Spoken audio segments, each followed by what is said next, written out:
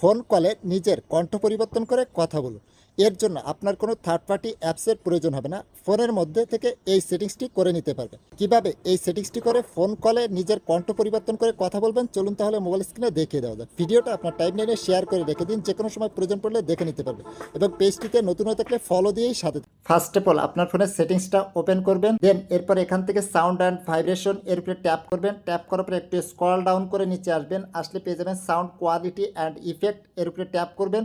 তারপরে এখানে পেয়ে যাবেন সাউন্ড কাস্টমাইজেশন, এর উপরে ট্যাপ করবেন। দেন ইয়ার কাস্টমাইজেশন এর উপরে ট্যাপ করবেন। করার পরে ইয়ার কাস্টমাইজেশন এটা বন্ধ থাকবে, এটাকে জাস্ট অন করে দিবেন। অন করার পরে এখানে আপনি তিনটা অপশন পাবেন। আন্ডার 30 ইয়ার্স ওল্ড, মানে আপনি যদি এটা সিলেক্ট করে রাখেন তাহলে কারোর সাথে ফোন কলে কথা বলতে গেলে সে 30 বছর বয়সের ব্যক্তির কথা শুনতে পারবে।